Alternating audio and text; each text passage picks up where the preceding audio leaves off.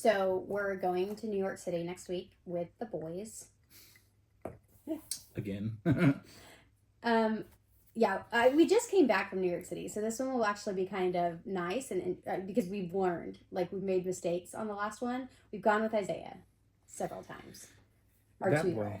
That boy's been he's been to so many big cities, big events, big things in his life, like already, and he's not even 3. Traveling with him has become muscle memory, I guess. I felt like we really got a rhythm down with him, and then Kai came. And Kai hasn't disrupted the rhythm so much as he's just added steps to it. Yeah, I think one of the biggest things you learn, and what's hard about traveling to New York City specifically, is that when you travel with toddlers and babies, they need stuff.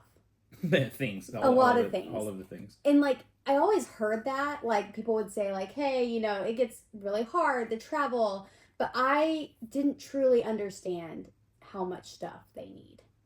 I would argue that they don't need a lot of stuff. They just need to make sure that you need to make sure that whatever the stuff is that they like throughout the day, that's what you have. So like for Isaiah, it's like the fruit purees and the yogurts and the snacks. And like if we're going to New York City, we don't like to bring our own stuff usually, like our own food. Yeah. And so if we do have any of our own food or stuff, it's going to be Isaiah's. And so that's him. And then trucks to avoid buying random taxi cabs at gift shops, specifically the ones at Yankee Stadium. Spend $50. It's right there. This is $30. This is a $30 taxi cab, and the New York Yankee logo is on it right there.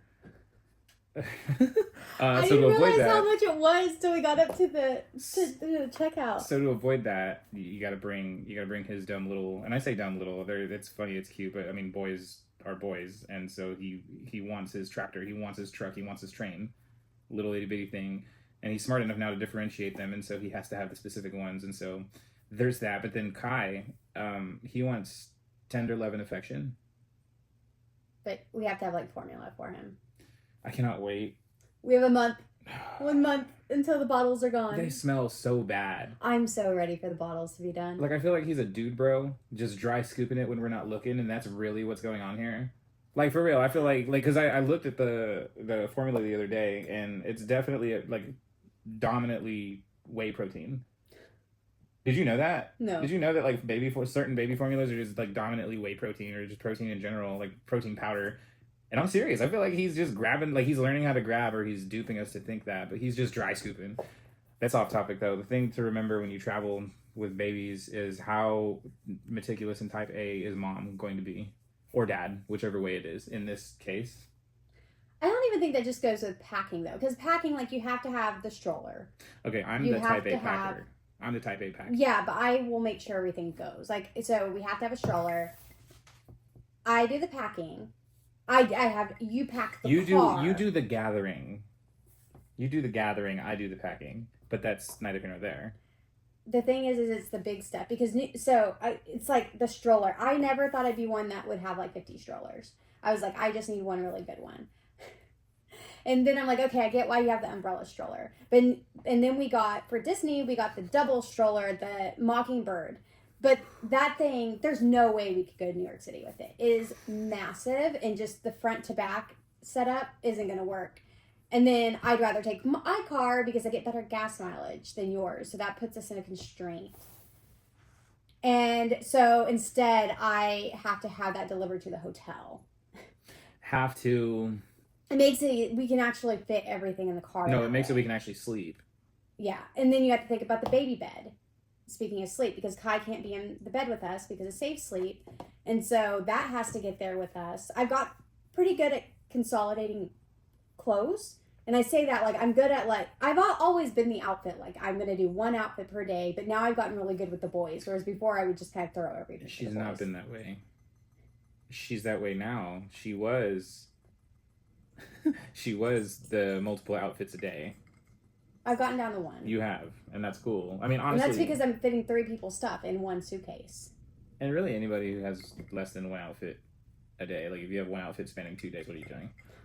You know? But the other thing about traveling with 2 children under the age of 3, which is what we're doing here because we feel like life's not stressful enough with a 200-year-old house. The thing to really mow down is what gets handled at what time. And then you have to know the ins and outs of the place that you're going to. Specifically, like when we go to Disney, we know that we can bring the stroller everywhere and there's going to be a place for it. New York City, You have to know if they'll even let you in the building. Yeah, will they let you in the building? Do they have a parking if they won't? Is there an elevator outside of Yankee Stadium up to the subway? That's a whole topic that we're not going to talk about right now, but just understand there's trauma. There really is. Anyways. I will say, getting around New York City with a stroller was not as hard as I thought it would be the first time we went with Isaiah. It would have been way worse without it. I think that's the thing. It's like picking the lesser of two evils. Can I cut you off at the lesser of two evils? It's the lesser of three evils. Because you're talking about the stroller or just having him walk or like carrying him, right? The third evil that nobody thinks about until they're doing it is wearing the baby. Because like in theory you're like, oh, the little hip like shelf thing that you wear on your side. Oh, people swear by those? Oh my god. Here's my thing is like I'm not even the least fit person, the least active person on the planet because I'm constantly moving, constantly doing things. But like, let's be real. That's 27 pounds. That's 27 pounds of homie just hanging there on the shelf. And then if he falls asleep? Oh no. At that point, he add an extra 20 pounds. Yeah. Dead weight, straight up. Get the stroller. We're doing a side-by-side stroller this time because Isaiah didn't do the stroller last time. You ordered a stroller for this round? I have one they'll come to the hotel. And we'll be dropped off there and then they pick it up from the hotel. So Prime, by the way, if you can afford it and you have the ability, please do that. Please. For yourself, for your babies, for everything. It's a side-by-side because we had the single the last time and I was like constantly afraid that Isaiah was going to chase a rat into the subway pit. You have to understand, this is Donnie from the Wild Thornberries, and everything that he sees, he will chase it. Just like Donnie from the Wild Thornberries. Can you imagine if the Wild Thornberries went to New York? It would be equally... Yeah, it would be Isaiah. It would be equally as crazy as the jungle and all of the other places that they go to. And at least Debbie would finally have a place where she can call home. Anyways, the thing that I also hate navigating, hate having to deal with, and hate's a strong word, I get it, but I hate when you're walking through New York City with a stroller. And now I'm just dreading the side-by-side. I feel like as a side-by-side stroller, at that point you have earned yourself the right to walk in the bike lane. No, dude, not in New York City. It's wide, homie. Like it's already bad enough trying to navigate with one stroller. Sometimes I like go off of the curb just right there onto the shoulder or whatever you call that, the gutter. But like, I feel like I have to jog.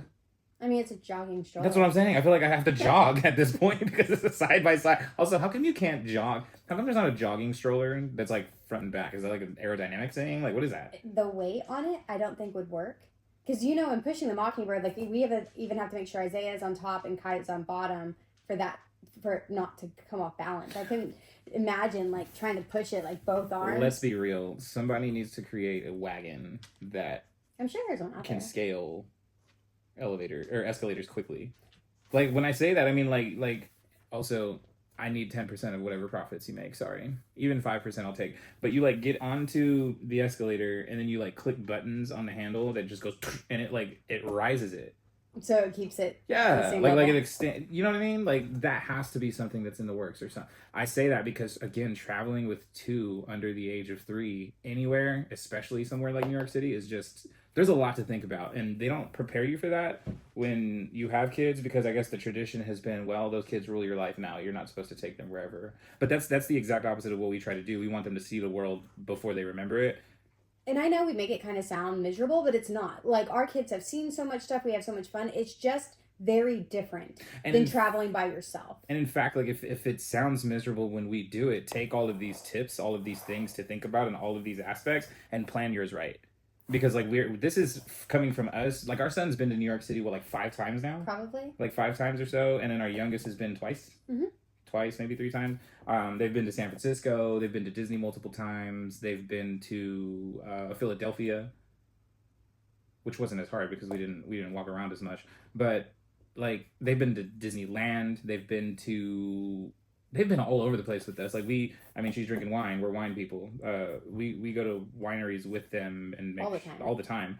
And even wineries, like it's surprising, I gotta say, how many places have become more family friendly, like family oriented. Because back in the day, I mean, I imagine taking kids to a winery was just something that happened, but you would keep the kids in the car.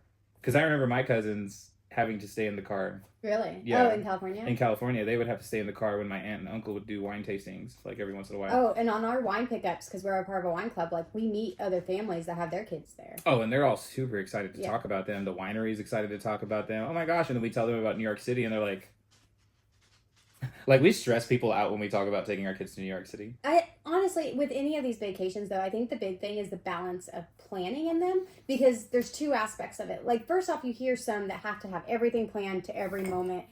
And I'm a planner. I'm a planner, but I have to know that like when they're tired, they're going to fall asleep. And they are going 100 miles more, and so they may pass out later because they are fighting it. They may pass out earlier. Getting them okay to sleep in the stroller is a big thing. You do need a plan because, as we were saying, like you need to know where strollers are allowed, where kids are allowed. And I think the planning goes more into making sure that they're comfortable at all times, because it's like the food. Like, it's not that I won't stop and run into a convenience store and get some food, but like if we're going somewhere, I don't want to stop for a snack. I need those snacks in the bag. Before I could have cared less. Also, you have to navigate, and this is the thing that I feel like we've done pretty decently, is you have to navigate and understand, okay, as soon as the kids are asleep, they have how long?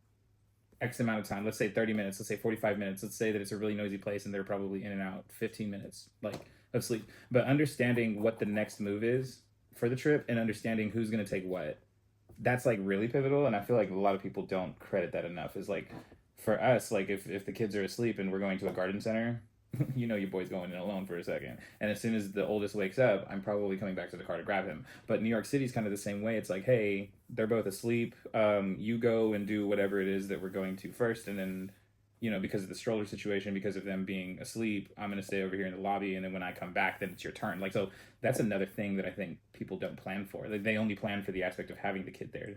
And I think we start having an advantage because we take our kids out so often. I am pretty good at timing when they're going to end up falling asleep. I've gotta say, you've probably been the key piece to us enjoying our travels. I time naps because you time and it's it not so because perfectly. they are on a schedule at all. Like they have a schedule at school, sure, but I don't even pay attention to it because I just trust their school to do what they need to. But like I have gotten it to a point that I'm like, okay, we're going to this activity. We're going to be done at this. I know they're going to be tired at this time. Sorry to cut you off, but it's a science at this point. It's like, oh, we're on the subway for 45 minutes.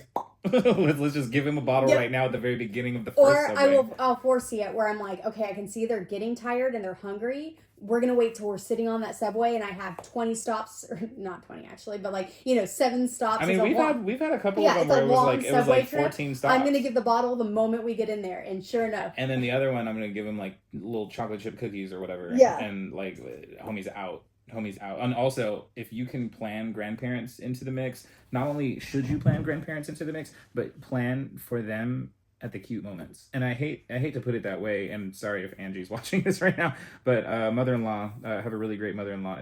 If you can plan it to where it's like, hey, we're on this subway for a while, do you want to hang on to Isaiah, the oldest? Yeah, I absolutely do. Perfect, because this dude's about to pass out on your lap.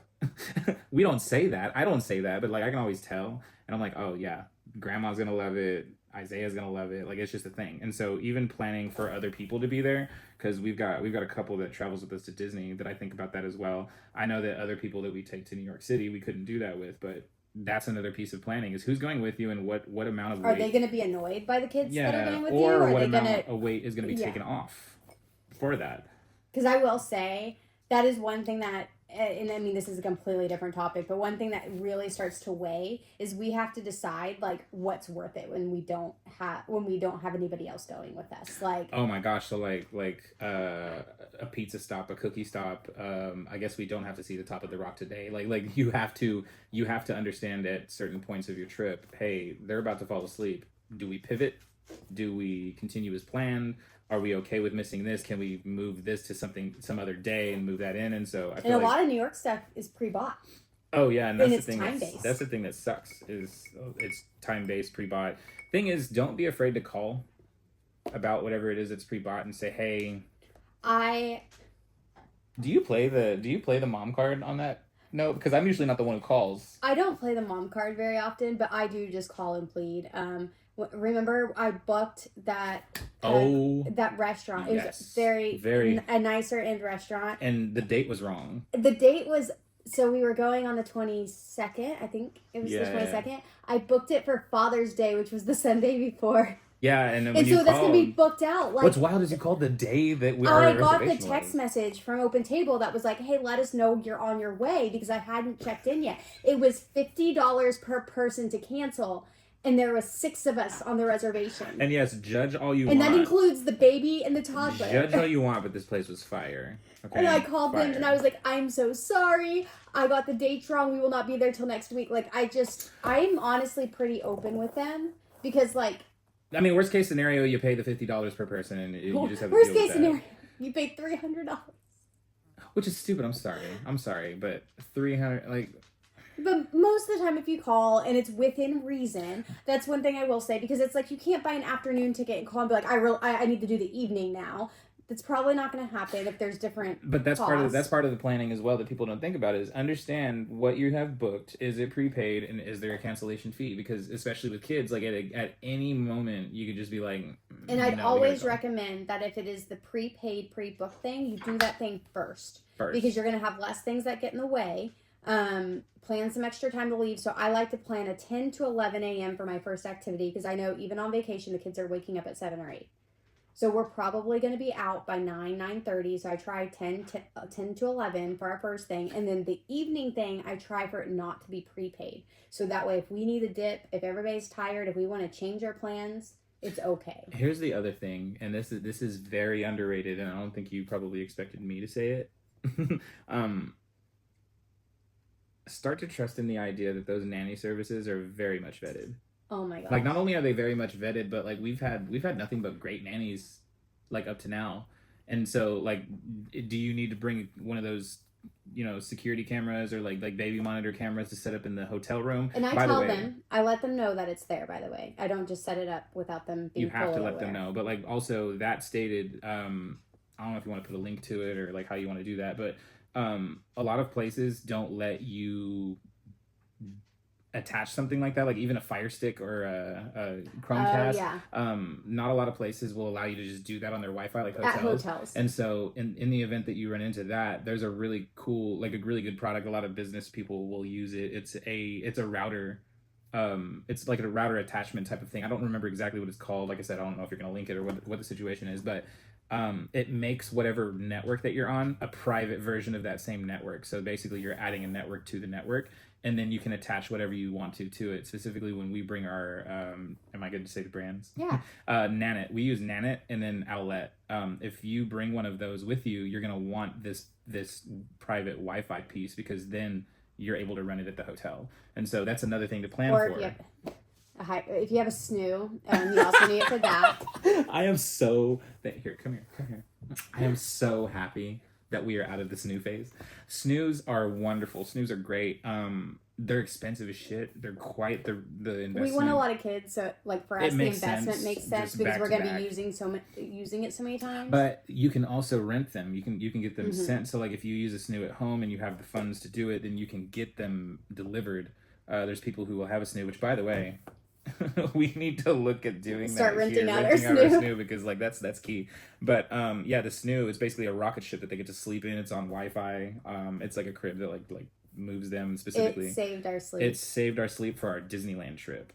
Oh my gosh. And we took it to Disney World. We drove. Anytime we've taken it, we've driven. Ridiculous to drive with. While it's ridiculous to drive with, as long as you're one of the Tetris packers like me, you can pack a whole bunch of stuff in it, and so it's not taking up a ridiculous amount of space for no reason. Just make sure, if you do that, by the way, anytime you bring a pack and play that doesn't collapse fully, pack clothes in it, pack blankets, pack something soft in it, so you can just like smash as much as you possibly can in there, because anything hard that you put in there is just taking up space and it's going to mess it up. But again, more aspects to the planning. Yeah, and I do want to circle back on the nanny service. So we do use a nanny service when we travel.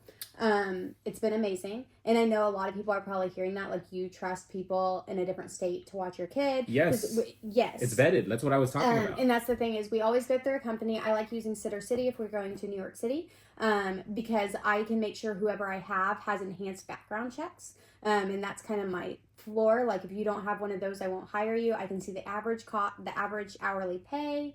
It's great. And the more security measures that they have on that, like the more verification and stuff like that, usually the higher the price is. But I mean, this is your kids, and if you really do want a night out, like maybe like you're going to the Wu-Tang farewell tour in New York City. This is the only date that's the New York City date, right? I think they have a couple. I think they have 3. Oh, they have 3. That's what it is. So if you have one of those and you gotta go and you want to leave the kids with somebody and there's no grandparents involved, like, again, we've used this nanny service so many times that we vet it. Now, remember, all of these things are just things that we do. It's just things that we've found success in, and so don't think that the things that we're telling you are like foolproof, always gonna work for you. That's how it is. And then Disney World, just to plug another company, I know this is sponsored or anything like that. Once Upon a Nanny, the best service I've ever gotten in my entire life. That was the New Year's, right? Yeah, we had Maya, which she's on TikTok, so I'll just plug that there because I follow her because I love her so much. She was Maya. Amazing. Maya was solid. We did Epcot, and she came and got them from the Skyliner. park gate. No, the park gate, because we right. didn't know if we would be able to get out and get back in because it's limited capacity on New Year's. She picked them up. 3 kids, our 2 kids, and my best friend's kid. 3 kids, 1 stroller. Got them to the room and in bed. No problems, no issues. Didn't have to call us for anything. Sent us pictures, let us know when she's on the Skyliner, let us know when she got to the room. She was above and beyond, and so if you end up using anything for Disney, I highly Once Upon a recommend Nanny, Maya. they're all background checked. They're a very reputable company, and it was hands down the best experience I've ever had with a nanny. Also, tip your nanny. Yeah. Like if your nanny does really, really well, above and beyond, everything is solid, and you just enjoy your entire evening out, or let's say that you're one of those who's like doesn't trust it yet and you're just hitting them up constantly and they're abiding by everything that you say, tip your nanny. That's the other thing to plan for, though, is how much in expenses are you having that go beyond what your actual costs are, what your actual planning is looking like. That's the piece that you need. Yeah, I think there's a lot of costs that people don't think about. Like, one, the nanny. Like, that alone is $200. And that's something we have to, and I, like, honestly, us going out in general anymore, really, like, we have to think about, like, is this worth an entry of $200? You haven't paid for anything else but that night. Entry, $200. And that's an estimate. It depends on how long you're going out, but, like, that's a lot. The other thing that you should probably map out for costs is there something baby related that you forgot? Stupidly enough, like ridiculously enough, we weren't even out of town. We were just at work, if I'm not mistaken, and leaving a bottle for grandma. We didn't. We forgot all about it, and so grandma ended up having to go buy a bottle. That's an expense that we had to take care of. And so, in the event that you run into something like that, where you're like, "Crap, we ran out of the hotel because time." You know, we were trying to make it to our reservation. It's always the stuff that you would always think about doing. It's the most random thing. So, like, even if you have not just a bottle, but like teethers, because our youngest is teething, so we're gonna have to consider that when we go to New York City this time. We have to bring an teethers. extra outfit. Oh my! For your sanity, for the love of all things holy, in general, just for the sake of all things considered, pack an extra outfit for every child. And it doesn't matter if you're leaving for 10 minutes, if you're going down the street for 30 minutes, if you are going to be out all day. Have an extra outfit, specifically bottom. Yep. Because like we could sit here and tell you, like, yeah, make sure you bring extra wipes, make sure you bring extra diapers. At this point, we bring like the whole brigade when it comes to that. The extra outfit, when you're in a city like that, no, it is the dumbest thing to forget. It's the dumbest thing to forget. One thing that I will say to bring, if your kid has eczema or breathing issues, and I know it sounds dumb, silly to say, make sure you have their medication with them. They're going to have issues. We live 5 hours from New York. And New York is different air quality. It's still different air quality. when we go to Florida, the first day our children, because both of them have restricted airways, which is like the baby version of asthma, both of them have eczema, and the first couple days are complete hell. It's basically like navigating through the caves with Wheeze and Ed Our from first Hey Arnold. time, not our first time in New York City, but one of the times in New York City we went, it was right after a massive Rain. Yeah, there was a hurricane in Florida. It had not the hurricane hadn't traveled, but the aftermath had traveled up to New York City, and that when came we in got from the there, Atlantic, which yeah, is it brought everything from the south. when we drove in, it was pouring, but by the time we went to our reservation, it had stopped. But what we didn't think about was the humidity. Our child typically, Isaiah, our oldest, completely fine at restaurants. He's been doing restaurants since he was little. He's fine. Oh my God. The humidity was so bad, and it was making his breathing and his eczema so bad that he was miserable, screaming, and that is not like And I'll tell you, he made sure everybody was miserable with him. Oh yeah, I stood outside the restaurant with him because we were like right by the door area. Where did you go? A pasta bar. That's right. And there was big windows. Which and shout out to the pasta bar. They were actually they very. were They're so they're amazing. more They packed up upscale. our food. We're going by ourselves on this next trip But like, before Wu-Tang. but they're more upscale in New York City. You can watch them make your pasta. The pasta tastes like flour. Like it's actual. Like you can It's taste so the homemade pasta. good. Oh my but gosh. like beyond all of that, you don't expect like higher like more elevated places to be accommodating. But they did everything in their power to make sure that our babies were comfortable, or our baby was comfortable. It was just him. But like it was insane. It was the humidity. He was fine. Like Yeah. he couldn't. It was like 80 or 90% humidity that night. It was so like, and that's gross. not exaggerating. No. Like I checked it, and it was legitimately It was- 80 or 90%. I want to say it was like 86. Or Yeah, something. it was in the 80s, closer to 90. That was bad. And he couldn't breathe. Like, and so I would stay outside with him, and of course that would make it worse because we're outside and it's humid. But he's screaming But he's regardless. screaming, and we're not going to be the type of parents that sit inside and let our child scream. I am. I'm not. I get very, very anxious with stuff like that because I don't want to ruin anybody else's time. I think there's a balance to that, which we'll talk about in another video, but that also comes back to like what you can skip out on. yeah. And in that moment, we had our food packed up and went back to the hotel, and we had great leftovers. Oh for my the gosh. weekend. Those were some of the only leftovers I think we've ever taken and eaten. We on a ate in the vacation. room, Every we bit ate of it. every little bit of it. It was Again, so shout out good. to the pasta bar. Pasta bar really coming in clutch.